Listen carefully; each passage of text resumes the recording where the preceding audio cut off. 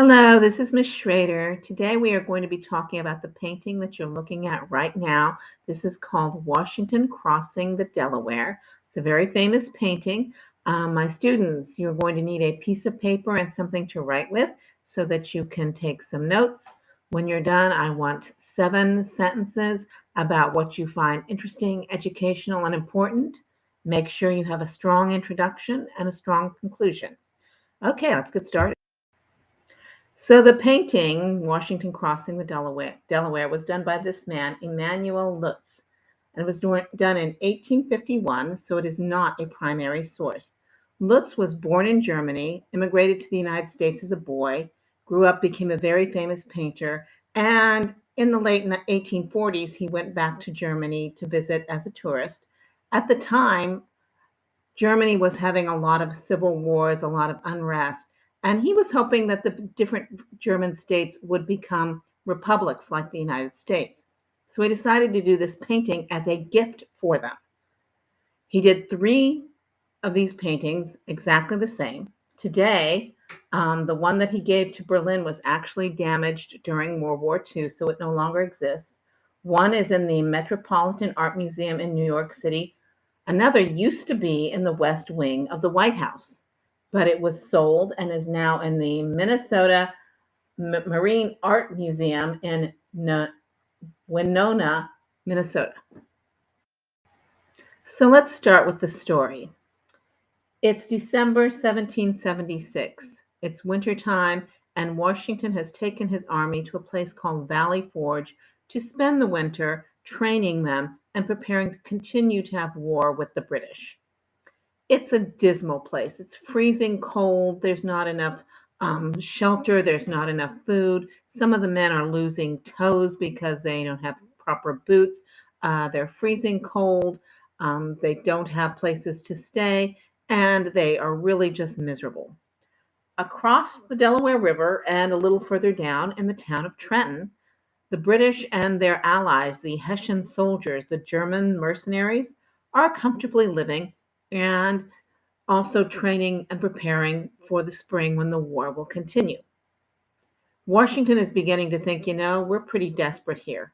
We need supplies.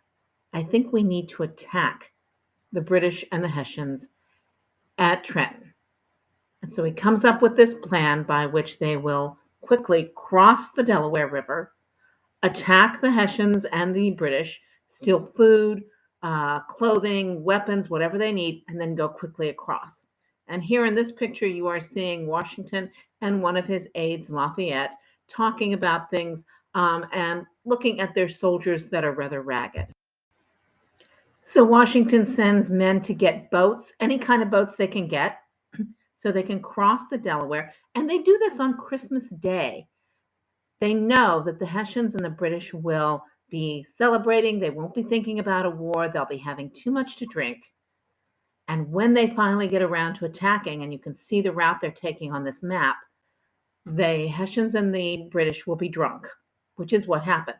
They were successful in attacking them, getting food, getting weapons, getting clothing, other supplies, and then rushing back. And this event really just enraptured Americans. Americans really were so excited about this gung ho spirit of the American soldiers. The American soldiers were so excited. We did this. We did it. We attacked them on Christmas and stole their stuff, and now we have more supplies. And the time at Valley Forge allowed the Americans to train and prepare themselves, and they really became devoted to Washington during this time. And when the spring came, they were ready to fight and they were ready to win. Now, this event, as I mentioned, really got the Americans and the American soldiers excited. And Americans have always loved this story about the plucky American army attacking the Germans, attacking the English, and being successful. And so when Lutz decides to paint it, he is thinking about the underdog winning the battle and things like that. The painting you're looking at, this is the copy that's in the Metropolitan Museum in New York City. And part of the reason I'm showing it to you is so that you can see the size. The thing is huge. Can you see the people towards the bottom there? He has made this painting enormous, and you literally can sit there and look at part of it and then move down and look at part of it. It's that large. As you look at Washington himself in this painting, he is shown looking heroic, looking brave. He's doing something that actually is rather reckless. He's standing up in a small boat. One of the first things they teach you if you're getting into a small boat is never stand up. But he's standing up. He's looking really brave and strong. Another thing about this painting, and people point it out today that they think is inaccurate, is that at least today, the Delaware River rarely ever has a whole lot of ice floating around in it. It is possible that it had ice at the time, but they don't think it did. So the ice is being shown as being rather making the river dangerous to cross. They're in these tiny little boats.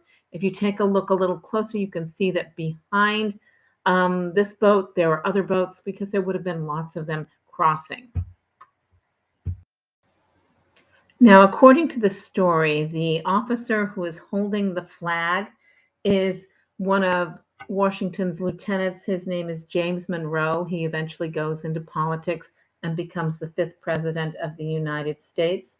The man who is leaning over the side, kind of looking forward, is General Nathaniel Greene.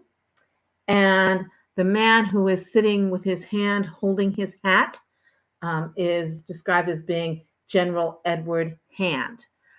These other soldiers that are there are actually supposed to be showing different types of groups of soldiers. So each one is representing a different group. For instance, here at the front, you can see this man right in front of us with the cap on. It looks like a Scottish cap. So they think he is probably maybe a Scottish immigrant. Beyond him, there is an African American man, possibly a freed slave. And the man who's at the very front, he could be a Westerner. He's dressed in Western clothing. And this man, he's towards the back, and they're pointing out that he looks like he's dressed in something resembling Native American clothing. Now, keep in mind, this is Lutz's idea of what people looked like. He obviously wasn't there. This is definitely a secondary source. And so it's actually been said that this is kind of poetic license on his part. And as you look at some of the other soldiers that are to the back of the boat, some of them, they have the cloth wrapped around their head because it's cold, and then they're wearing their hats. They're described as being farmers. But the person in the flowing red shirt, they're pointing out that this person looks almost feminine. And they're wondering if he was attempting to show that as a woman disguised as a man. Another thing about the painting that is interesting is that actually the flag is completely wrong. The flag that they're showing was not created until June of 1777, and Lutz obviously did not know that, and he is showing us the wrong flag. Because this is such a famous painting, people do lots of different things with it that are really fun. Here we have it with the entire group turned into women, including a female George Washington, lots of different type of women in there, and it's just really fun. I really like it. Apparently, every year they have a group of reenactors reenacting the crossing of the Delaware. I'm assuming they're not doing this at Christmas, probably in the summertime. It's been done as a stained glass window at Mount Vernon, which is George Washington's home. When New Jersey did their state quarter, they used the painting as the picture that they used.